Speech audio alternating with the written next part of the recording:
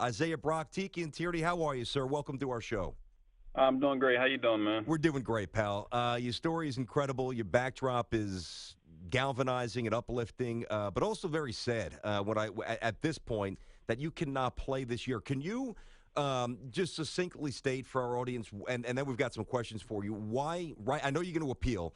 Why you will right now you cannot play in games for Oakland University, which is Division One, by the way, for those who might not know. Why can't you play? Basically, I just can't play because of my high school transcripts. Clearly I didn't meet the NCAA requirements, to be eligible to play. And, which of course, that was 4 years ago in high school. So that's the reason, they're not letting me play. Yeah, well, first of all, thank you for your service and for all that you did for our country. I read some of the reports of some harrowing incidents that you went through. So thank you on behalf of our show and everybody out there who's listening to this. How do you correct this, or how have they told you that this can get corrected so that you can become academically eligible and get a chance to follow the dream that every athlete, high school athlete, wants to pursue?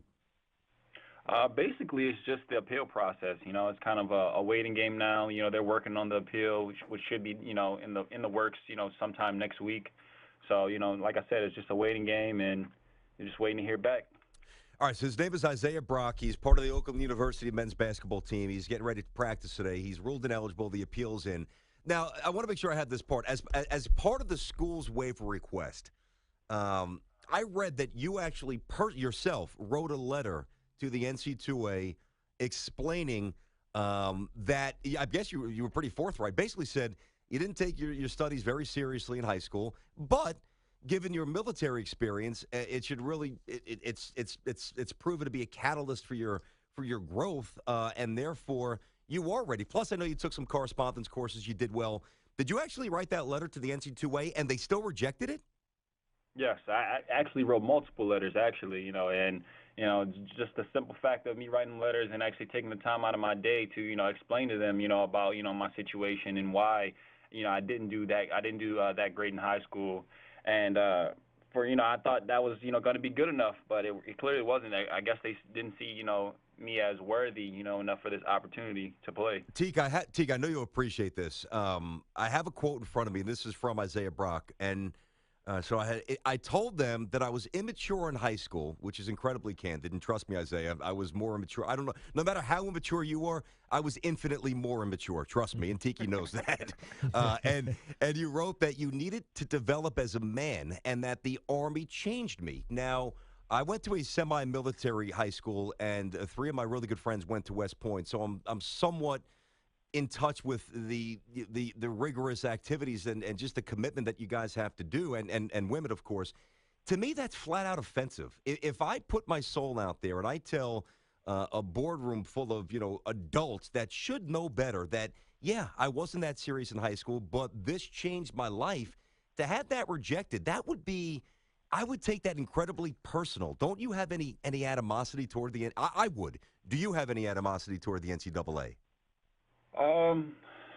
No, not really. I mean, of course, it was definitely, a big disappointment because, just the whole process of the whole waiver and, writing the letters, it was very strenuous. So, I kind of thought, hey, I would get something out of it because, I put in a lot. So, for them to deny me, I kind of, I really just, couldn't believe it. But, I'm not going to, bash them or, say anything negative about them because, they're doing their job. But, I'm just going to stay, positive and stay hopeful. Yeah, I'll do it for you. They're a bunch of clowns, and once again, the NCAA proves that they're a bunch of idiots who just can't read the room, and they're stuck with antiquated rules. I'll say it for you, and everybody agrees. That's Isaiah Brock from Oakland University, and he's with us here on Tiki and Tierney.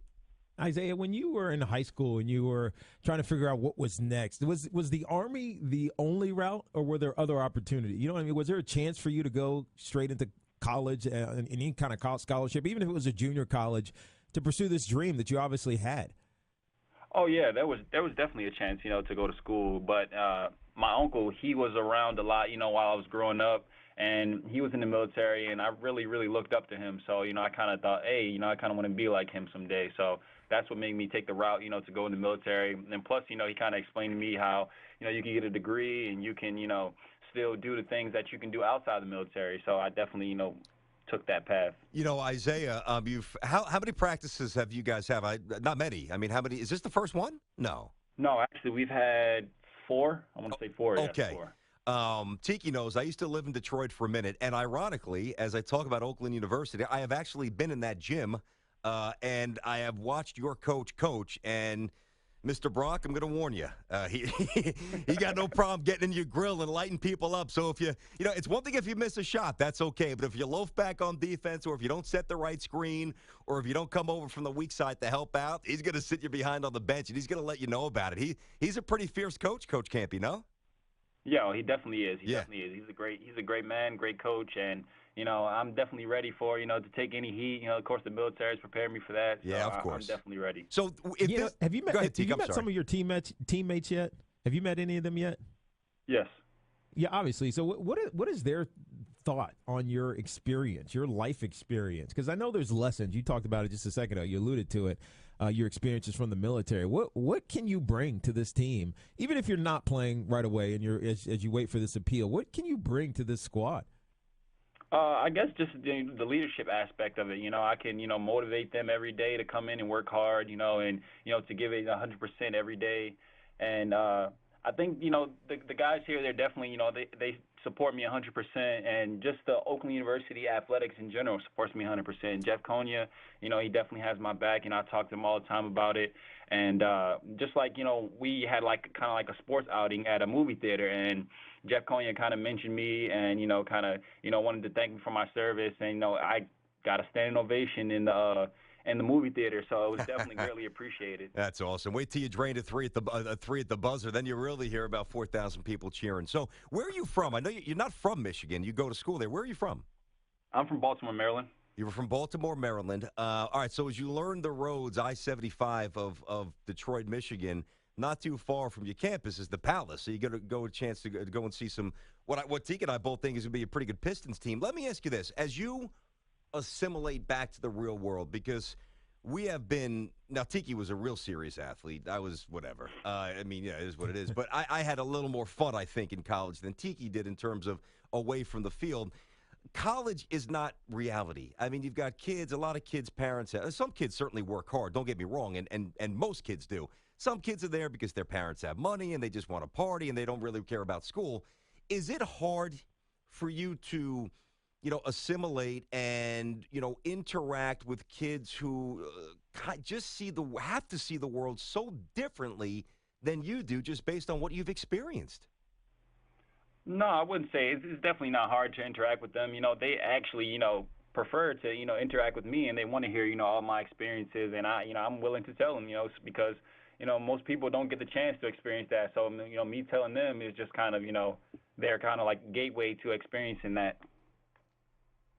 Okay, there you go. By the way, so it's primarily a commuter school. Are you on campus or? Yes, I'm on campus. Okay, all right, good. Isaiah, happy to get you on the show. Tiki and I both thought it was a story that we needed to illuminate. Listen, we both played under the NCAA umbrella, but I have no problem saying that they just continue to you don't even comment on this. They mess up on things that seem so easy to rectify. If there's anybody who should be playing this year, it's you. So to echo what Tiki said at the start, thanks for your service. We'll be following you, man. And you know what? You score your first bucket, we'll get you back on the show. Cool? Oh, that sounds great. Thanks for having me.